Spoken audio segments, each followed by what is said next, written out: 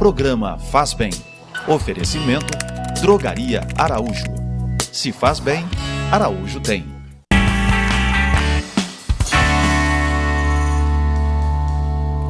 Estamos falando de sustentabilidade e limpeza urbana. Temos aqui nossos convidados. Eu quero perguntar aqui à dona Geralda o seguinte: esse processo de organização dos trabalhadores aqui em Belo Horizonte cresceu, dona Geralda? A senhora cresceu, porque quase há 30 anos atrás não tinha organização. O catador era visto como lixo pela cidade. Também o catador, né? Também o catador, né? E não se mistura, o catador era misturado o lixo, né? Sim. Com o tempo que foi separando o lixo, separando o catador também. Mas a gente começou com muito sofrimento, porque era corrida de polícia, corrente fiscal, porque antigamente catar material na rua era proibido, né? A polícia corria atrás, tomava o material e levava para o aterro, levava para enterrar o material, né? Para poluir, né? E o catador começou a se organizar em meados de 80, né? Sim, sim. Com muito sofrimento, fazendo caminhada, fazendo manifestação na rua, para eles nos enxergar, saber que a gente queria trabalhar, que era proibido catar papel, mas não era proibido enterrar o lixo, né?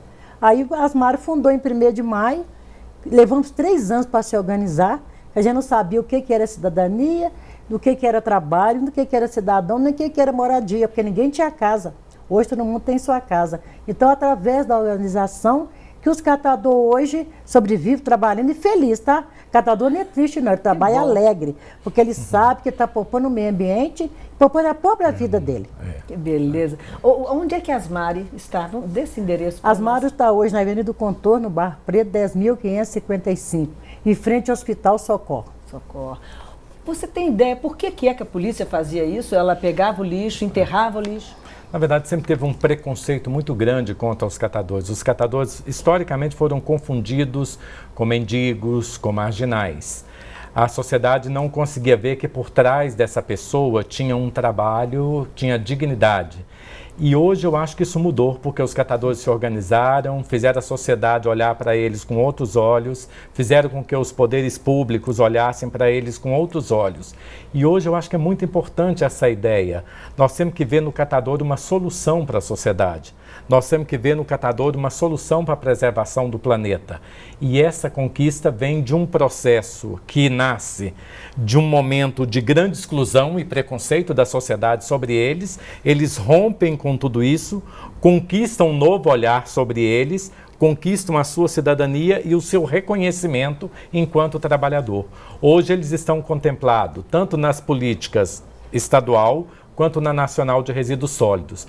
Qualquer prefeitura pode contratar uma organização de catador para fazer o serviço de coleta seletiva sem nenhum processo licitatório, porque a lei assegura esse direito aos catadores, porque eles se organizaram e fizeram com que esse direito, de fato, fosse contemplado na legislação brasileira. Isso é muito importante, né, Frei Cláudio? Tornar isso assim de grande visibilidade, tornar o catador uma pessoa de visibilidade, de respeitável na sociedade, não é isso? E veja bem, há alguma referência de organização sustentável contratada como prestadora de serviço no Estado? Você falou alguma coisinha? Sim. Mas olha, tem uma experiência que eu acho que é belíssima e eu acho que todo mundo devia conhecer. Em Itaúna, os catadores do lixão, sim, eles se organizaram, buscaram o seu reconhecimento e hoje eles são contratados pela Prefeitura de Itaúna para prestarem um serviço na coleta seletiva. E eles cresceram tanto no seu processo de organização que no município de 70 mil habitantes, eles são quase... Itaúna, eles são 90 catadores organizados e cada um hoje recebe em média R$3 mil por mês. Então, isso mostra a relevância do lixo como instrumento de resgate de pessoas, como instrumento de geração de oportunidade de trabalho e renda. Basta a sociedade romper os seus preconceitos, basta os poderes públicos, de fato, desempenharem o seu papel.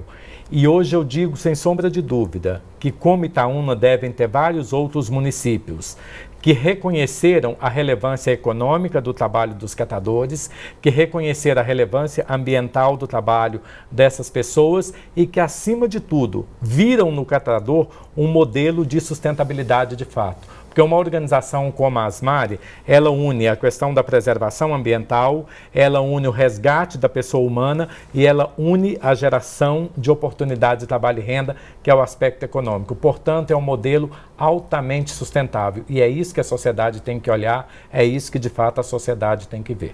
A senhora se lembra daquele carrinho, não é? Aquele carrinho que a gente anda... Bom, ainda a gente encontra no trânsito. Você vai rodando e vê um rapaz... Eu acho o seguinte, né? Como você disse no início, nenhum ser humano é animal de tração. Ele puxando aquele carrinho que a gente percebia de um peso absurdo. E aquilo mudou. Agora, uma coisa interessante. Felizmente, eu sempre percebi que os motoristas tinham certo respeito pelos carrinhos. Sem sombra de dúvida. Né? Os catadores conquistaram esse espaço no meio de uma cidade que não foi preparada para recebê-los, com a atração humana. Isso realmente é muito interessante. Não é, dona Geralda? E ainda existem muitos ou não desses carrinhos? Tem muitos carrinhos ainda e os motoristas respeitam os catadores, né? Eles descobriram que o catador é um agente ambiental, preveza o meio ambiente, né? Que faz parte da vida dele, da história dele. Então, isso é fantástico, né? Há carrinhos com placa, né? Sem sombra de dúvida, com propaganda, com placa, com enfeites. Né? Carrinho que pode ser mídia, né? Então, então é difícil você ver que falar que foi atropelado um catador, né? E eu acho mais legal que esse dia teve um atropelamento mesmo, 2 catadores de material reciclável, né? E falava catador de lixo, não, catador de material reciclável. Então, como é que mudou esse conceito sobre o catador, né? Isso é fantástico. Para mim, que viveu essa história toda de inclusão, exclusão na rua e correndo de fiscal, correndo de polícia, para mim é fantástico. Eu acho que eu estou vivendo outra era, sabe? Eu acho que as pessoas estão enxergando mais, com mais visão, né, sobre o catador. Você acha que o que conduzia o carrinho, esse carrinho, tem algum significado? Sem dúvida. Para ele, pessoalmente? Sem dúvida. Acho que nós precisamos de olhar para esse carrinho como um instrumento que gera autonomia desse trabalhador.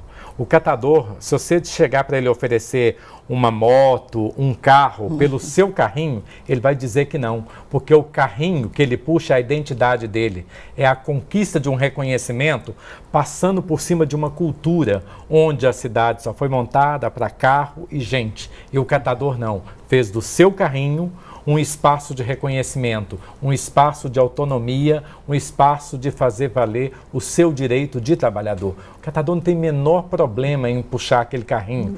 Para ele é motivo de orgulho e não é motivo de vergonha. E a gente tem que olhar também com esse olhar.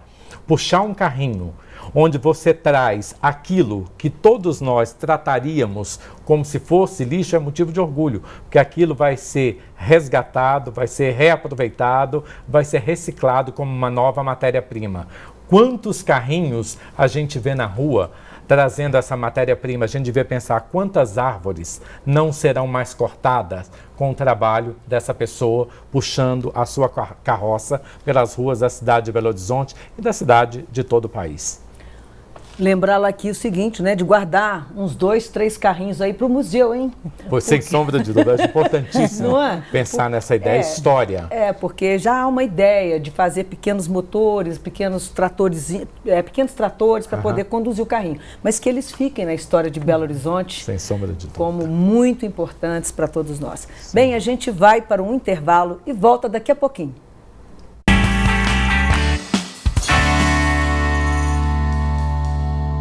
Programa Faz Bem. Oferecimento Drogaria Araújo. Se faz bem, Araújo tem.